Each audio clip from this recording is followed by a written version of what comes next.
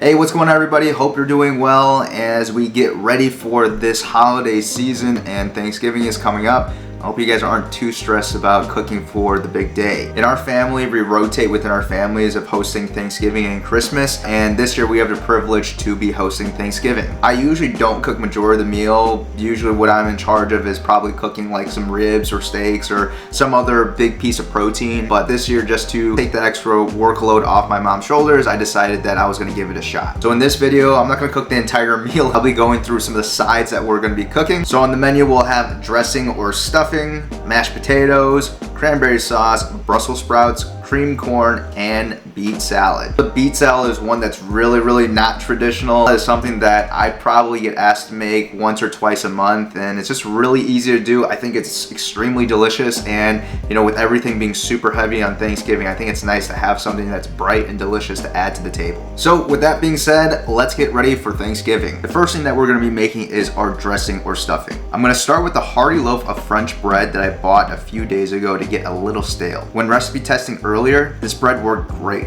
But I wanted to try an experiment and mix half of it with sourdough to see if it makes it better. You don't have to use these hearty breads. You can definitely use soft white bread if that's what you prefer. I'm gonna split the loaves just so it's easier to rip them into chunks. And I'm gonna use half of each. So in total, it'll be one loaf of bread. I like ripping them instead of dicing the loaf. I think it just gives it a little bit more interesting texture. When it's all ripped up, spread them out on a sheet pan, dry. No need to add any oil. All we're trying to do is dry out these pieces of bread. We're gonna stick them into a 250 to 275 degree oven for about 45 minutes to an hour. While the bread is drying out, I'm gonna get a pan on medium-low heat and throw in a stick of butter. Once melted but not brown, throw in a large diced onion. Cook the onion until they're translucent and then add about 4 to 5 stalks of celery. Once the onions and celery are nice and softened, add about 1 to 2 tablespoons of thyme, sage, and rosemary. Give it a good mix and let's assemble the stuffing.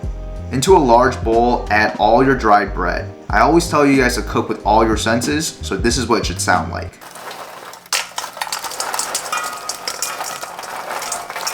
To the dried bread, add your sauteed veg and butter mixture. Add some parsley if you'd like. Give it a good toss to mix everything together. Now we're gonna add in cold chicken stock or whatever liquid you'd like. I can't really say how much you need to add because it depends on how much bread you have and how dry it is. I would say add enough that your bread is damp but not soaked. Start adding liquid little by little until you get to that texture. And if it still feels a little bit too wet, you can also add in a couple more pieces of bread. At this point, taste for seasoning before we add eggs. I unfortunately forgot to record that part. Just whisk 2 eggs together and mix it into the mixture. The egg is going to act as a binder and will give the dressing that bread pudding-like consistency. The way I like to think about stuffing is pretty much a savory bread pudding. Evenly spread the mixture into a buttered pan and lightly pat it down. Last step I'm going to do is use my fingers like a claw and jab small indentations on top like a focaccia loaf to create more surface area on top to get more crispy bits. This will go into a 350 degree oven for about 35 minutes to an hour. The best way to judge it is to make sure the top is nice and crispy and the internal registers at 160 degrees. And with the addition of the sourdough, you know, it did bring a little bit different flavor to it, but I don't think you naturally need it. If I were you, I would just go with all French bread. It just kind of canceled out some of those herb flavors, which is what we're really looking for when we're eating stuffing. Definitely don't need to add that in. Next, the mashed potato. I made this recipe originally with russet potatoes and it was great. But I kept hearing from people to try it with Yukon Gold, so I decided I'd give it a shot. I have about 1.5 pounds of potatoes. Add enough water just to cover the tops and sprinkle it generously with salt. Don't add them into boiling water. If you do, the potatoes will cook unevenly. Once the water's up to a boil, keep an eye on them because they will cook quickly. After cooking for about 15 to 20 minutes, check to see if you can poke them with a fork or a paring knife with zero resistance. I thought it'd be easier to peel the skins off afterwards because the skins were a little bit more waxy, but it's not. Make sure you peel your potatoes before they go into water. It'll just make your life so much easier. I know this is gonna seem barbaric, but I'm gonna mash the potatoes with my hands. I'm obviously wearing some heat gloves underneath these. I thought I had a potato masher the last time I was testing this recipe, but I didn't, and all other kitchen tools were ineffective. And it's been said many times that your hands are the best kitchen tools, and this is a prime example.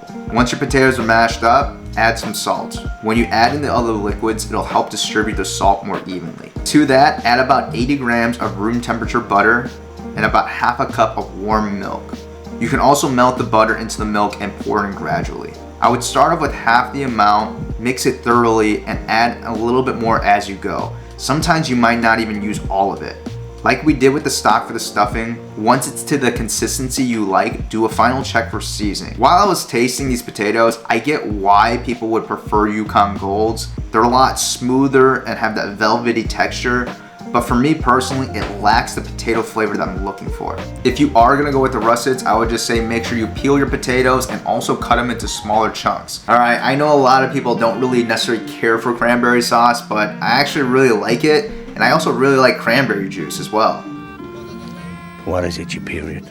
And honestly, even the canned versions, the ones that you can kind of get and get those slices in them, is really delicious. But sometimes it's a dangerous task to get those canned cranberries. I'm late, it's a jungle out there. I had to beat an old lady with a stick to get these cranberries. So just to make sure you can get a little fruit in your diet that day and making sure you don't have to get any fights, I'm gonna keep this recipe super short and super simple. Take a whole 12-ounce bag of cranberries and make sure you wash them thoroughly. To that, add 1 cup of sugar and maybe another 1/4 cup if you want it to be a little bit sweeter, a half a cup of water, a half a cup of orange juice, a few strips of orange zest that had been bruised, and a small cinnamon stick. Cook it on a low to medium-low heat for 15 to 20 minutes until the cranberries start to burst. And as always, make sure you taste it and see if it's sweet enough for you. And lastly, make sure to remove the cinnamon stick and the zest before serving. Alright guys, so seeing as this is a barbecue channel, I wanted to definitely take a couple of recipes and use some fire and some smoke to kind of give some different flavors into some of our sides. To prep the Brussels sprouts, I'm going to cut off that thick stem on the bottom and split the Brussels sprouts in half. If you have really large ones, you can quarter them, but if possible, try to get them in similar sizes so they cook evenly. After they're all split, pull off any loose leaves that might be hanging off. The way that we're going to be cooking today, those loose leaves won't really survive during the cook. But don't worry, we're still going to be using them later in the dish. Sort through them quickly and just toss out any leaves that are torn up or a little bit discolored and set them aside for now. Into a pan, cook an entire pack of bacon cut into small strips. Cook the bacon over medium-low heat while mixing it occasionally so the bacon pieces don't stick. When I cut up the bacon to strips, those pieces that are just purely fat, I like to leave into bigger chunks. Because at the very end, when I'm sorting through all the bacon, those bigger pieces are just easier to pull out, so all you have is crispy bacon without excess fat. After about 10 to 15 minutes, your bacon pieces should look like this. And we also reserve the bacon fat that will go back into this dish. In the same pan you cook the bacon, throw in a large diced onion seasoned with some salt, and caramelize the onions over medium-low heat to not burn the onions. When they're finished, cool them down and set them next to the bacon bits. Into a mixing bowl, toss your Brussels sprouts with a drizzle of bacon fat and a sprinkle of salt and give it a good toss. Now these are ready to go outside. We want to get a really good char on these Brussels sprouts, so make sure your fire is really hot. The goal right now is not to cook them all the way through. We'll finish them off in the oven, but we want to get all that smokiness and texture from the fire right now. These will go really quickly, so the Easy Spin grate on my SNS is perfect for this. I like to set them all up on the cooler side of the grill and then use the Easy Spin grate to spin the grate and get it quickly over the flame. After they get this really nice char, move them over to the cooler side, flip them over, and spin the grate over the flame again. Once they're all crispy on the edges, it's time to finish them inside. To our bacon grease drizzled and charred Brussels sprouts, if they're looking a little bit dry, you can add a little bit more bacon fat. And to that, we're gonna add our caramelized onions, our bacon bits, a little bit of salt, and lastly, we're gonna sprinkle the Brussels sprouts with some brown sugar. The brown sugar will bring a little bit of balance to all the savoriness. Toss them on a baking sheet, spread everything out evenly, and put them in a 350-degree oven for about 25 to 35 minutes or until they are nice and golden brown. While those are going, we're gonna cook the leaves. The prep is basically the same as before, but we won't take them outside because they'll just burn over the fire. Give them a light toss, and these will go into a 350-degree oven as well, and they'll go in for only 10 to 20 minutes. This is what they should look like and sound like.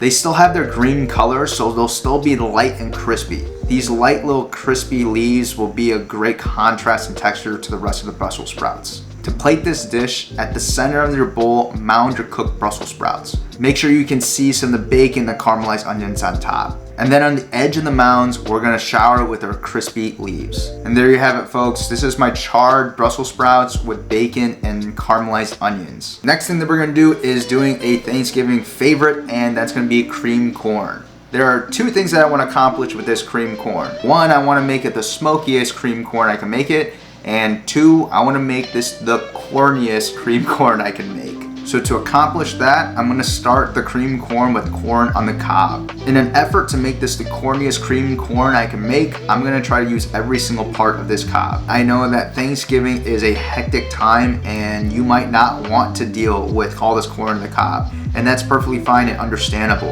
Another way that you can get a really nice blistered corn is to put frozen corn in a cast iron. It works really, really well. So after we shuck all this corn, I want to give the corn a light coat with some oil and sprinkle it with some salt.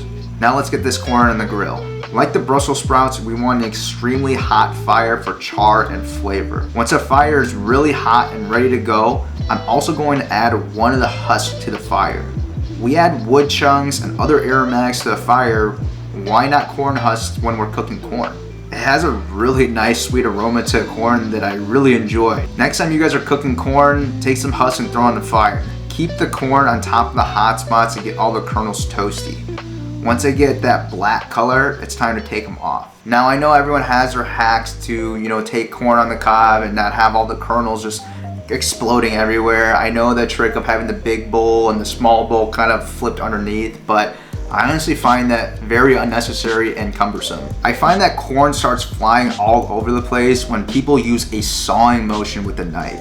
I recommend using more of a push cut and you'll be able to get these sheets of corn off instead of individual kernels. It's less mess, you won't have corn flying all over the place, and you'll have less dishes to wash. And as you can see from here, 6 cobs gets you a decent amount of corn, but for Thanksgiving, it's probably not enough. So if you do want to try this recipe out, I would say do half of it on corn on the cob, and for the rest of it, just use frozen corn and mix it through. And in order to make this the corniest cream corn that we possibly can, we gotta extract all the flavor from the cob. I'm gonna toss them in the grill real quick for a few minutes. After the quick visit to the grill, they're ready to be scraped. I'm just gonna use a spoon to scrape out the delicious flavor. Some of you are really mad at me right now because you're thinking, Joe, I have no time and it's too much work. And I'm definitely not gonna be doing this day of either. The day before to do all this work and just keep the corn in a container, put it in the fridge, and the day of, all you have to do is just mix all your corn with the cream and all the other stuff, and it'll be super easy. It'll give you one less thing to really worry about in terms of like cooking an entire side dish or something like that the day of. To finish the cream corn, I'm gonna cut about half a small onion and into a pan with a little bit of oil. Once it's nice and toasty, I'm gonna add in the garlic. And before the garlic gets too dark, I'm gonna throw in a few knobs of butter. Once the butter is melted, you can add in all the corn. Gently stir the corn around, and as you do, the sheets of corn will break into individual kernels. Once they're all broken up, we'll add the scrapings from the corn cobs, and then I'll add about 1.5 cups of cream. Even though it's called cream corn, I don't really want my corn sitting in a pool of cream. But if you want more, you can definitely add as much as you need. After adding the cream, I'm gonna throw in some black pepper and a sprig of thyme and let it go on a low heat for 5 to 10 minutes and stirring it gently occasionally. Alright guys, so we're at our final side for this video, and the final side is beet salad. Now I know, you're like, I don't want to talk about salad. Salad? What the f? Who invited that kid? Even though you don't like beets, you might like this dish. And it's about the easiest thing that you can do, I promise you. And this is one thing you don't have to do the day of, and I recommend that you absolutely don't, and this is one that you should do in the beginning of the week as soon as possible. First, you're going to take your washed beets. Washed. Please wash them. They're dirty.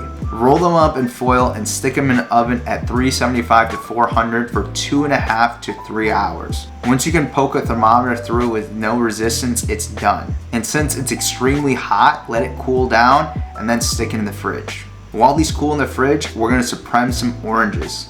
Supreme just means to take off the peel and to cut the wedges out without the membrane. This is the most labor intensive part of the dish. I wish it didn't make the dish 100 times better, but it really does. And it makes it look fancier. Make sure you do this over a large bowl so you can collect all the juice.